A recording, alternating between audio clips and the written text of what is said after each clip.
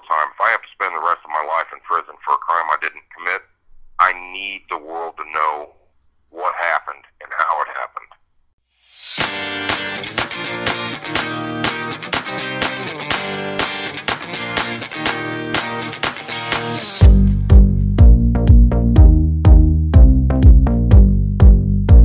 Injustice Anywhere presents Snow Files, the wrongful conviction of Jamie Snow and how they got away with it. Snow Files, Episode 8, It's My Party, and I'll Lie If I Want To. Steve Scheel and Molly Eads Esche Pfister.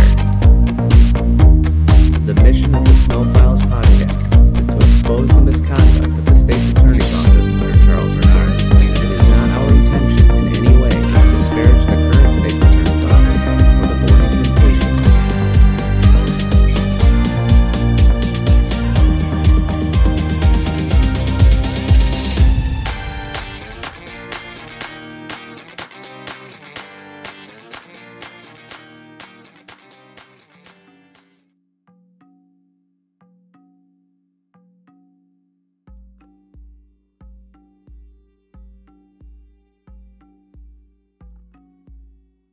Before I get started this week, I just want to let you all know that I'm all right here in Stateville myself. Things are still a little crazy. They took a couple guys off of my gallery yesterday who tested positive for the virus, so it's still floating around in here. But, I really hope, all of you, everybody that's listening, whether you know me or not, I hope you and your loved ones are beating this thing. So this week I want to talk about Steve Scheel.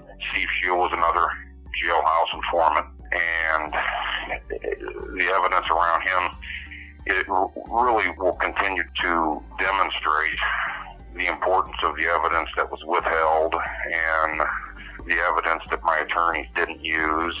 Steve Scheel was a guy who he popped up. Actually, the first time he contacted the police was in August of 1991, which would have been 5 months after the little was murdered. And he, called up and basically just said, Jamie told Molly he committed the crime at the Clark gas station.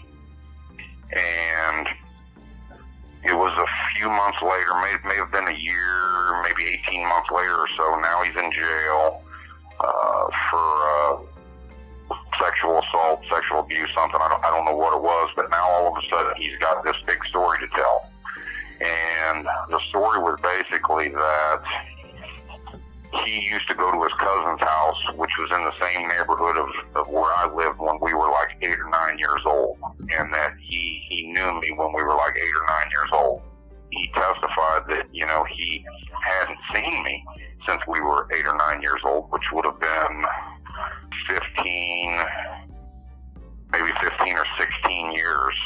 Claimed that, he saw me at a party at this Molly girl's house, that we were just catching up on old times. We hadn't seen each other since we were like 8 or 9 years old. We were just catching up on old times, family and whatnot, and that I confessed this crime to him. And mind you, Tammy will have to go back, Leslie will have to go back and look at the police reports and the transcripts, but I think he said the conversation was like, like less than 5 minutes, maybe 3 minutes total that we had this conversation. So, here's this guy I hadn't seen, which, by the way, I never knew him. I don't know who he was, but according to him, hadn't seen me since we were 8 or 9 years old, and 15, 16 years, and in less than 3 minutes I confess a murder to him. So that in itself is ludicrous. But, what we found out later on, through some Freedom of Information requests, was that he had actually took and failed a polygraph test, 2 of them. We, unlike Ed Palumbo, we sent, my attorney and my investigator actually tracked Steve down and knocked on the door, and this is what was told to me by them. They knocked on the door, told him, who they were, what they were there for, and they said that he just broke down and man was crying and was just falling over himself trying to tell them what had happened. And he related, which we have an affidavit from the investigator, because when it came down to it, Steve didn't want to sign an affidavit. He was, scared to sign the affidavit or whatever. But we were able to use the affidavit from my investigator, Larry Baila.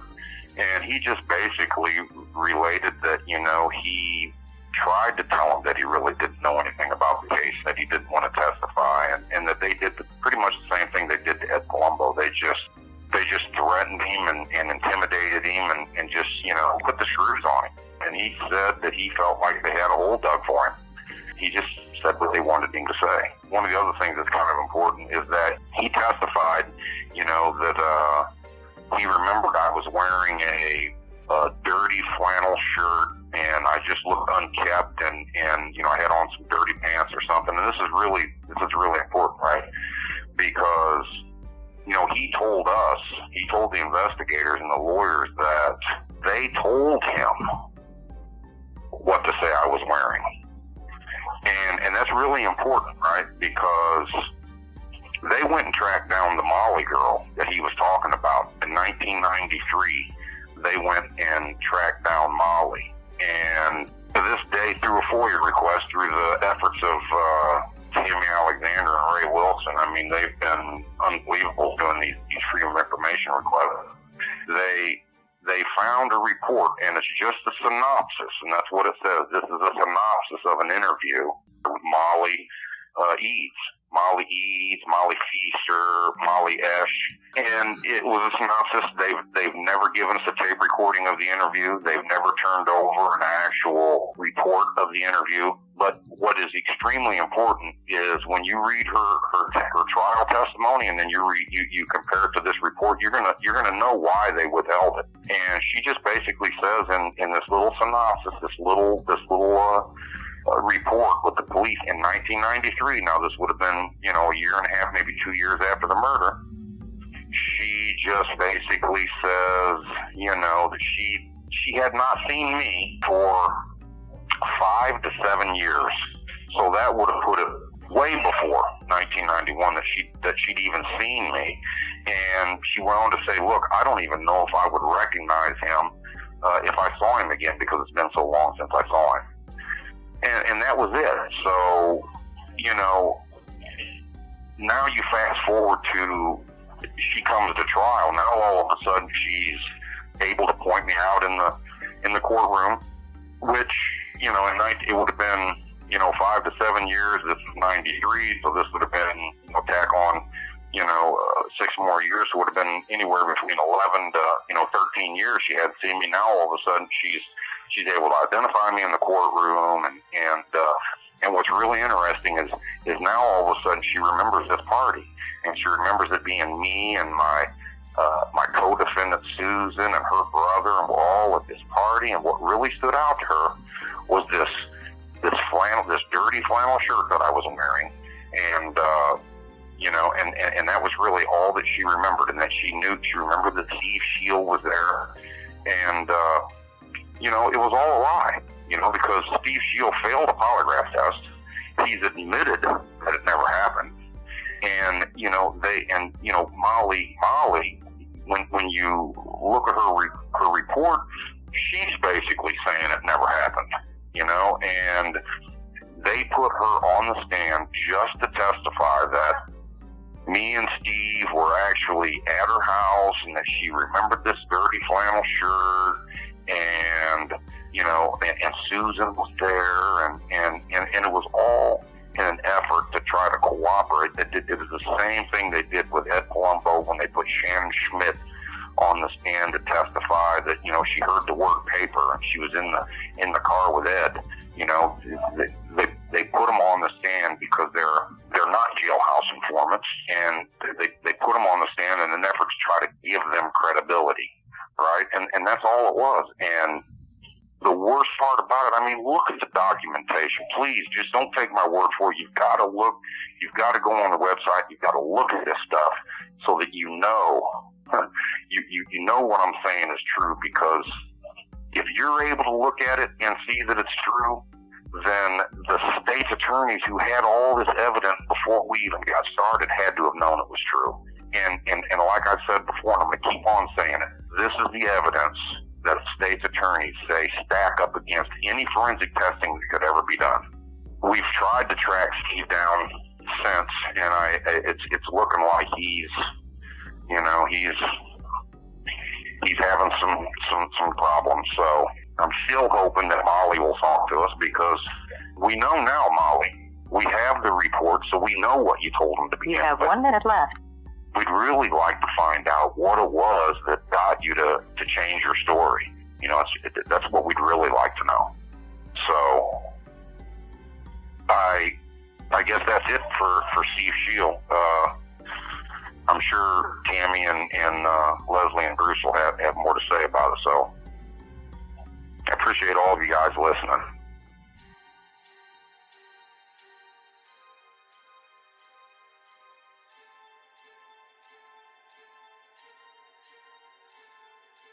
Steve Scheel called in a tip on August 9, 1991. The lead sheet stated that Molly Esche told Scheel that Jamie Snow had told her that he committed the Clark Station crime. Scheel called from county jail. He had been arrested in early May for criminal sexual assault of a victim under the age of 13. At the time of his tip, he was charged but awaiting trial in McLean County Jail. In February of '93, according to the lead sheet 606-A, Scheel's brother called in a tip stating that Jamie had directly told Scheel that he did the Clark Station killing. Redacted. Told me that his brother, Steve Scheel, who is currently in prison for child molesting, had been told directly by Jamie Snow that he did the Clark Station killing. I do not know how reliable this information is, but I thought it should be passed on regardless due to the magnitude of this case. It would likely be possible for me to contact Redacted if needed. C. Wheeler, 4496. However, the handwritten lead sheet attached to the typed lead reports stated, "Brother was at a party where Jamie was. Jamie came in with candy and cigarettes and other stuff. Don't know where he said he got the stuff. It was around that time of the Little murder. I don't know if he said that he did the Little murder or not." It wasn't until September of '93, 7 months later, that detectives Crow and Katz approached Scheel in prison after receiving another tip, apparently concerning a letter that Scheel wrote to the state's attorney. Scheel allegedly told his father that Jamie had confessed to him in 1991 that he had committed the crime, and Scheel's father reached out to the state's attorney's office. In that statement, Scheel said that he and his wife were at a party at Molly and Roy Esche's house, and Jamie told Scheel that he did the robbery at the Clark Station. He said they spoke in the dining room after Jamie left and returned with marijuana. He said he had known Jamie since he was a young boy, and they were just catching up. And Jamie mentioned that he was wanted for a robbery, and also mentioned the Greyhound bus station robbery. Scheel said he asked Jamie if he shot the boy, and Jamie said yes, but he didn't think he killed him. Scheel did not mention a weapon or motive or mention any detail. Scheel said Jamie's demeanor was edgy and jumpy, but serious, and that the conversation ended after that. Scheel stated he thought Molly overheard the conversation because she was standing nearby. Scheel said Jamie appeared rugged, unshaven, with messy hair, and was wearing blue jeans with a blue or black flannel opened over another shirt. Scheel said he told his father about the conversation recently. Detectives also approached Molly at that time in 1993 to corroborate Scheel's story. This report was not released prior to Jamie's trial, but was obtained through FOIA requests. The brief synopsis contradicted Scheel's accounting. On September 13, 1993, R.O. and Detective Zabo from Logan County Sheriff's Department spoke with Molly at the Logan County Sheriff's Department. The synopsis of the interview. Molly stated she lived at Redacted from January 91 until July 91. Molly stated she really did not have any parties, but once in a while she would have some friends over. Molly did remember one time when Scheel was present when she had some friends over. Molly stated she had not seen Jamie Snow for about 5 to 7 years and was not sure if she would know him if she saw him. Molly was able to remember a person who she thought was cute and attended the gathering. This person was a white male, and she described him as wearing a dirty flannel shirt. Molly was unable to give any further description of this person. Molly could add nothing further other than Redacted, who lives with Redacted, who is Jamie Snow's brother-in-law, told Redacted Jamie and 2 other guys did the Clark Station armed robbery murder. Molly told detectives that she never really had parties, and that she hadn't seen Jamie in 5 to 7 years, and didn't think she would have recognized Jamie because it had been so long since she'd seen him. In October of 1993, detectives requested a polygraph for Scheel, which he failed. As the lead investigator at the time, it doesn't appear that Detective Crow thought this lead was credible, and there was no action taken on this matter.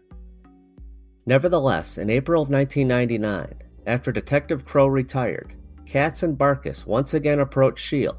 At that time, Scheel stated that in April of 1991, he and his wife were at a party at Molly and Roy Esche's house on Oak Street, and Jamie told him he killed the kid at the Clark gas station in Bloomington. He cannot remember if the conversation occurred before or after Jamie left to get the marijuana. He said that he and Jamie had a conversation in the kitchen dining area, and that he had known Jamie since he was 8 or 9, so they were just catching up. He stated that Jamie said he was wanted for robbery, and that he shot the kid at the Clark station, and that Scheel had asked Jamie if he shot the kid, and Jamie said yes. He said he thought Jamie was exaggerating and did not do the crime, and that he did not believe him, and later he told his father, and that's why he came forward in 1993. He said Jamie gave no further details. He said Molly may have overheard the conversation when she walked into the room.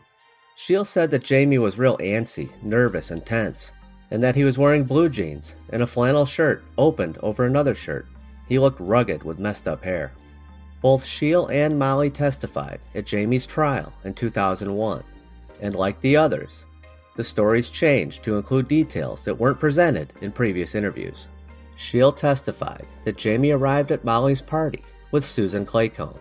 He described Jamie as unshowered, grungy, and messy, wearing a black t-shirt with a flannel over it and blue jeans. Scheel testified that Jamie said he was on the run for a bus station robbery and other crimes. At that time, Jamie's attorney objected, but the judge allowed the testimony of other crimes in any way to allow the jury to consider it only for interpreting Jamie's state of mind during the alleged conversation. Scheel went on to testify that the Clark Station robbery and murder came up in their conversation, and that he asked Jamie if he shot the boy, and Jamie said yes. That was the end of the conversation. In her testimony, Molly corroborated Scheel's accounting that she had a party at her apartment after the shooting, but before her June 6th birthday, where Scheel, Susan Claycomb, and Jamie were present. She says she vaguely remembers Jamie wearing a flannel shirt and that he had long hair. Molly testified that she knew of Jamie Snow, had seen him, but had no association with Jamie. Scheel has recanted his testimony twice. In 2005, Scheel spoke with private investigator Anthony Mattins. Mattins describes interviewing Scheel on September 1st, 2005. He reported Scheel denied any personal knowledge of the murder of Bill Little before Detective Crow approached him. After they met, Crow fed him information. Scheel said he took a polygraph proving he had no knowledge. He said while he was on parole, Detective Dan Katz approached him and said he was lying and going to be in big trouble. He said he had no actual knowledge of what he testified to at Jamie's trial and that it was false. In 2009, Scheel interviewed with private investigator Larry Bila and Jamie's attorney Tara Thompson. He reported Scheel was very emotional, crying and shaking, saying he felt guilty because he was part of the reason Jamie was serving so much time when he was innocent. He said the testimony he gave against Jamie at trial was false. Scheel said he was afraid of the Bloomington Police Department and the McLean County State's Attorney. He said he did see Jamie at a party in 1990 or 1991 at Molly Esche's house, but Jamie did not say anything about a gas station shooting or Bill Little, and that Jamie never confessed. Scheel stated that during an interview in either 1995 or 1996, he told Detective Katz and Crow that it was not true that Jamie confessed to him. He said detectives told him they did not like his answers and kept stopping and rewinding the tape to re-record. Scheel said when he took the polygraph a month later He answered that Jamie did not confess, that he did not answer in the affirmative as recorded. Scheel said he was put into segregation in prison and thought the police working this case were responsible for that. Scheel said after his parole, Katz visited him at his parole office, said he wanted him to say Jamie confessed, and said the police composite from the murder actually looked like Scheel himself.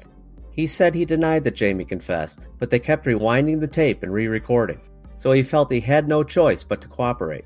So he said Jamie confessed to him, even though it was not true. Scheel said that Katz and Renard contacted him again in 1999 and agreed to stop harassing him if he testified at Jamie's trial. He said he was subpoenaed and received money to travel to the trial. He said before he took the stand, Renard and Katz planned his testimony with him and told him to say what Jamie was wearing that night and that he appeared shaggy. He said he had no actual idea what Jamie was wearing, though. Scheel said that before the trial, no one from the defense interviewed him. Scheel was afraid and refused to sign a statement after discussing it with his wife.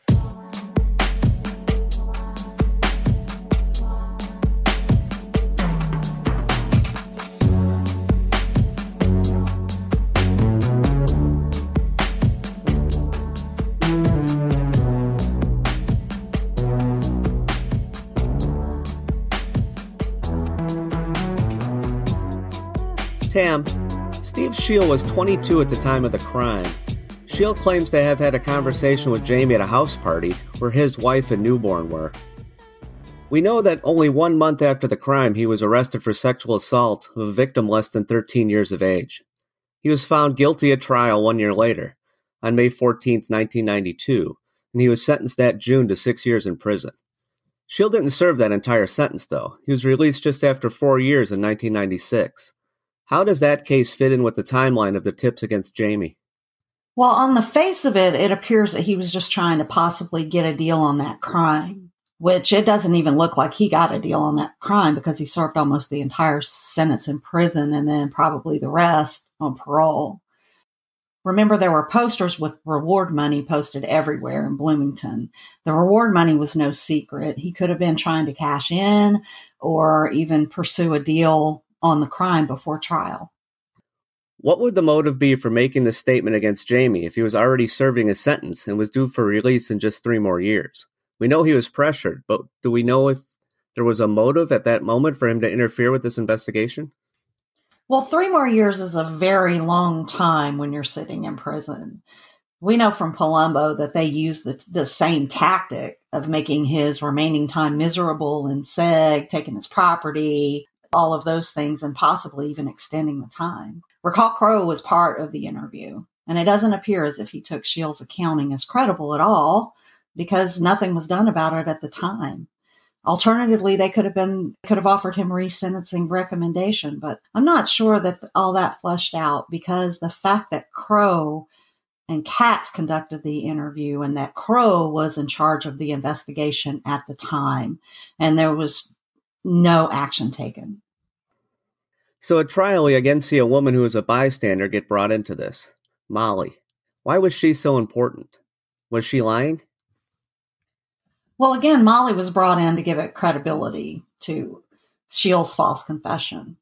Just like with Palumbo, they needed someone to vouch for the conversation, say it happened, to put Jamie at the scene of the confession.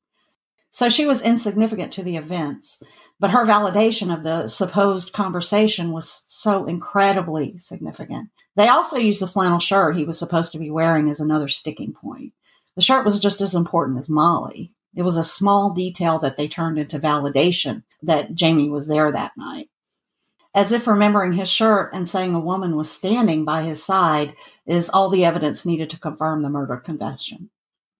I do recall seeing a document somewhere when Molly was talking about a cute guy at a party in a flannel shirt, but I haven't been able to find that yet. I really want to find that because I remember when I saw it, I thought, oh, that's where the flannel shirt came from. But when I dig it up, I'll definitely post it. So was Jamie ever seen at this party or his co-defendant, Susan Claycomb? Jamie didn't know Scheel, and he also says that he was never at the party.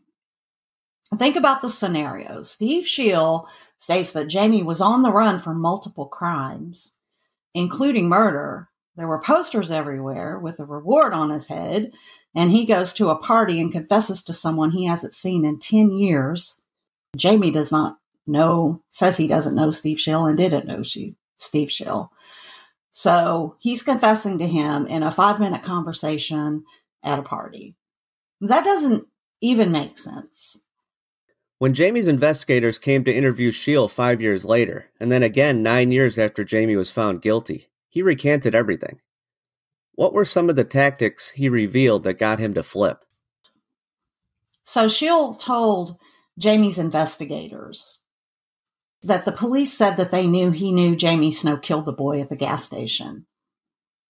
And that they told him they didn't like his answers, and they were feeding him details and stopping and rewinding and starting the tape again to get him to change his version. There's the SEG thing again while in prison. He was thrown into SEG, and he don't know exactly why, but he felt BPD investigators were directly responsible for it.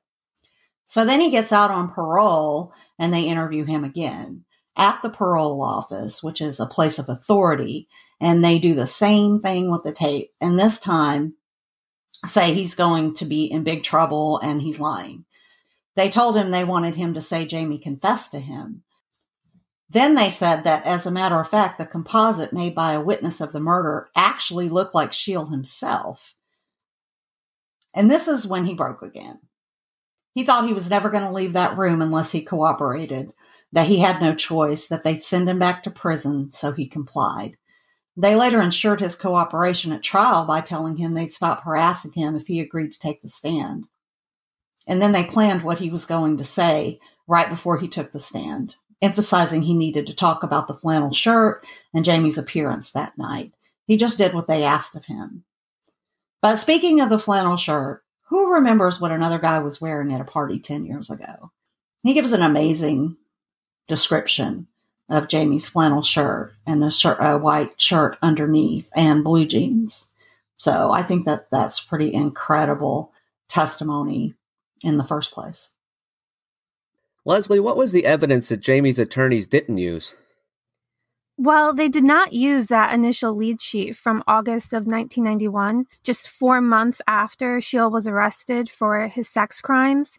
The lead sheet was never brought up. On the stand, Scheel testified that he was a good citizen, and he never told anyone about that confession for a whole year or until after he was already arrested, but before he was sentenced. He said he told his father, who then got involved. So that's partially true. It was not a year later that he first contacted authorities, and the lead sheet would have validated that. The lead sheet could have been immediately presented while he was on the stand, and he could have been asked why. Why, months after your arrest, did you make a call stating Jamie told Molly he did the crime? What changed since this time that he made this official tip and the time he told his father, before his own sentencing, that he heard it himself? That one slip of paper could have impeached that whole testimony and demonstrated how this lie got started and how it snowballed into this full-on confession where he was well into his own trial, needed his dad's support. Also, a value could have been the polygraph, if it could have ever been admissible into court. Maybe some digging around on that issue would have yielded other information they could have brought in. And Jamie also mentions that there was an interview with Molly that was never turned over. Obviously, they talked to her and documented her story well before trial. Where was this Brady material? Why did the defense not inquire about the lack of documentation about her story? What the defense did rely on at trial was the 1990 interview with Katz and Barkas, where Scheel admits on the stand that he dismissed what Jamie said at the party and did not believe it. That was the only piece of evidence that was really used to impeach him, though. And although they got him to admit that he said that, the prosecution, through this long-out, lengthy question that I can't even make sense of myself, gets him to say that he didn't understand the significance of those comments when he made them in 1999. And now, for your pleasure, I'll read you the question. You can see how this was a loaded question, masterfully crafted, and all Scheel had to do was agree. Charles Renard asked the following: And with regard to Mr. Pitzel's question about what you told Detective Katz as far as the significance or the truthfulness of what you were told by the defendant, you didn't know then what the significance of those remarks was. Isn't that a fair statement? And all Scheel had to do, and all he did, was say, that's correct. There was a recross by the defense again, but this wasn't addressed at all. I just want to point out that in one of the affidavits, Scheel says that when Katz came to him the last time before the trial, he said that Katz told him that Crow lost the 1993 police report and the tape that they made, which we don't have the tape. We don't have the 93 tape. We do have the 93 police report. I just thought that was interesting. Yeah, it is, because if you go back and look at the affidavits, Scheel claims he never told them in 1993 that Jamie confessed to him. He says he always told them he did not. But then if you go and you look at the transcript, Scheel is saying it while he's in prison. So maybe they lost the tape because too many clicks from rewinding it. And, they only wanted the transcript to lay it out nice and smooth. Exactly. I wish we had that tape. Is it claimed that tape is lost, or what was the reasoning for not being able to get that tape? We've asked for all the tapes and it wasn't in there. That one's just been ignored. Yeah. So how did Jamie's defense handle Scheel on the stand otherwise? Was it similar to what we saw in the past with other witnesses? Well, Pitzel did spend a lot of time on Scheel, and although he obviously missed a lot of opportunity, he was pretty keen to what was going on and did ask some good questions, although they went nowhere. Scheel did not testify at Susan's trial, so this line of questioning was not copied from her lawyer, Steve Skelton. This was all new testimony. So almost immediately, Pitzel was agitated with the witness in front of the jury, and he makes one of his cunning comments. It was good, he was right, but it was just so blunt. Before even asking about the party situation, he opens up saying, "Mr. Scheel, your recollection of this party is impressive." That sets the tone, and you can all guess where this is going to go now, right? So Pitzel starts pestering him with these short little inflammatory questions in quick succession, meant to make him look like an ass. He asks him if he can remember the exact date of the party, the day of the week it was on, if he was drinking, if he was on drugs. And he has loaded questions like, "Certainly you called the police the next day, did you not? You had access to a phone, didn't you? Well, did you drive to the police station the next day? What about the day after? You know where the courthouse is. You know where the police station is. Where were you at 11 a.m. the night before the party?" Okay, 4 o'clock. It was just his usual style of asking these questions that would embarrass the witness in front of the jury. I guess to apply pressure and get him to crack and take away his credibility, but it didn't have that effect. The things he asks him that went right were how he was able to remember exactly what Jamie was wearing that night, but not the day of the week the party occurred on. He got him to admit that he could recall those details even though he took no notes about the party and no photographs. He gets him to admit that he never contacted any authorities about the confession, and that he only told his father, who then got involved for him. He gets him to admit that although he says he was going to trial and getting a mandatory minimum anyway, that he did not actually know what he would get. It could have actually been years more. He tries to get him to admit that maybe his father got involved at the right time to influence his sentence, but Scheel adamantly says that was not his motive at all, and he didn't even think about it. Pitzel gets Scheel to admit that he told the detectives just 2 years prior that he didn't think Jamie did it. He didn't believe the story that was said at the party, and he's testifying truthfully when he says that as a good citizen. I wonder if that would have had more credence with the jury if he wasn't just harassed and made to look like a dummy. If he's being so honest right now in Jamie's favor, maybe he should have been treated with kid gloves a little more. But no, Pitzel immediately makes the connection that because he says he's truthful now, it means he wasn't truthful when he didn't immediately report Jamie to the authorities, so he wasn't a good citizen back then. It's just weird. Then they have this long, drawn-out debate over how long this supposed conversation with the confession took place for. Scheel says the conversation lasted 15 to 20 minutes, so Pitzel pulls out the 1993 interview where he previously said it was 5 minutes. Then they argue for a while over the technicality, if it was the whole conversation that took just 5 minutes or just the confession part. Scheel actually says that he needs clarification, and instead of getting to the point, Pitzel literally says to him, "I don't have the energy. No other questions. Thank you very much." Well, yeah, it is really apparent he didn't have the energy for further questions.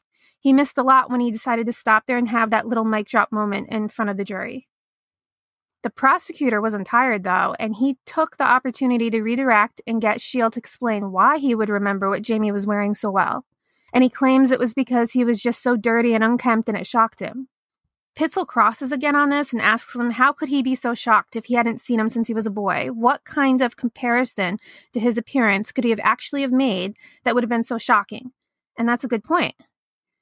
And then he also closes with a good point and he says, "So you hadn't seen him in 13 years, and at the party he tells you he shot and killed someone. Is that your testimony?"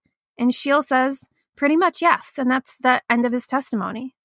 So, I mean, it was just a very animated cross-examination. There were some good points, but so much was missed, so much was left out. And Pitzel, once again, was just too hostile and aggravated to get the job done.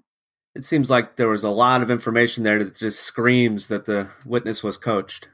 Yeah, he definitely was coached. It was obvious Pitzel knew he was coached. And Pitzel did have the 1993 and 1999 transcripts and pulled them out. And for the first time, since we've done these episodes, he actually reads the questions off the paper in front of everybody and does a pretty good job at it. But, you know, we have like 10 documents and Pitzel only showed up with 2 that day. So it wasn't really any help. And as we can see before with Pitzel, all it requires to rebut him is the witness to just say, I don't know what you're talking about. And he just leaves them alone. So that's it. He was unprepared. He didn't have the rest of the stuff. You do mention Pitzel made a couple good points, but overall, I think the performance was terrible. I mean, the mic drop moment you mentioned completely backfired. Yeah, it was hilarious to me because he's saying, you know, that's the only time that he says, I'm telling the truth right now that I didn't think Jamie did it. And there was no objection. The prosecutor let that go.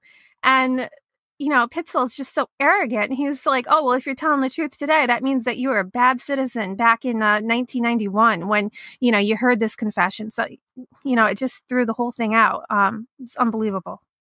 It also gave the prosecution a door to open to, you know, get additional information to the jury. The question might have never been answered if Pitzel didn't play that little stunt. Yeah, if you didn't make a scene, there would have been no reason to, you know, re-examine again. To word it better, he gave the prosecution an opportunity there. Exactly. Not the sign of a great defense attorney. Tam, how have these affidavits been handled in the court since? Has anything come of Scheel's recantations? Well, to date, the affidavits have been taken as hearsay or they've been taken in isolation.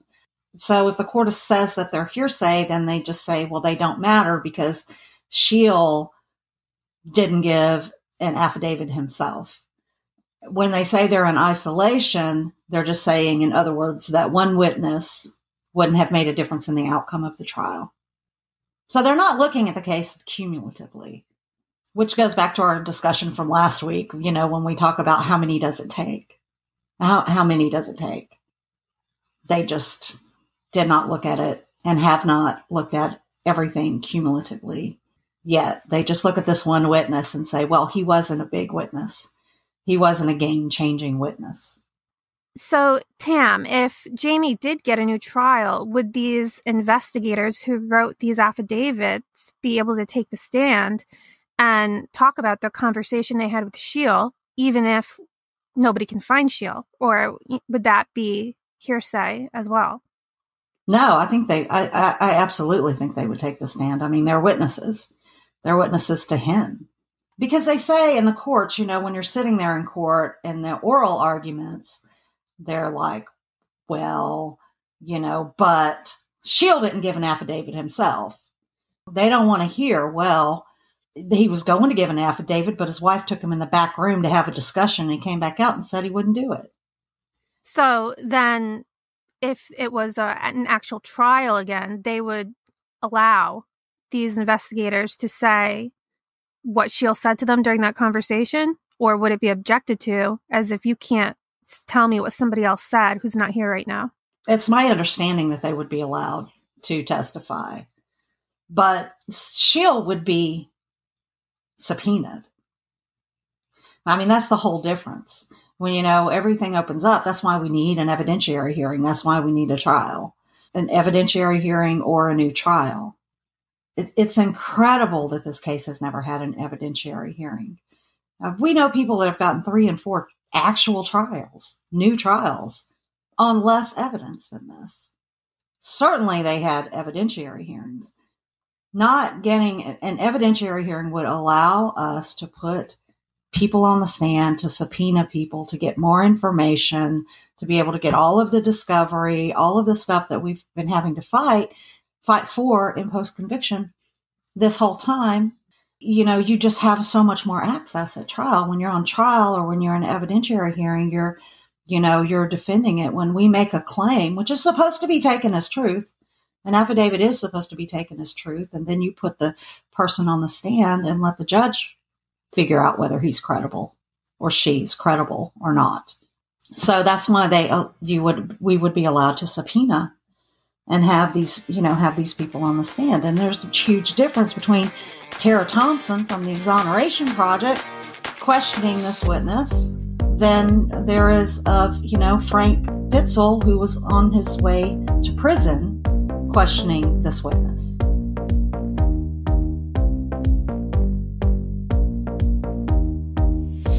In this episode, we showed you again just how easy it is to make a murder confession that will hold up in McLean County. The recipe is simple. It's 1 part bump into an old friend, mixed with 1 part get the girl. Ed Palumbo and Shannon, Steve Scheel and Molly, you get the point. Although Scheel came forward and recanted his false testimony in the most sobering of ways, he still has not signed an affidavit. We'd love to hear from Steve Scheel or Molly Pfister, Esche Eads.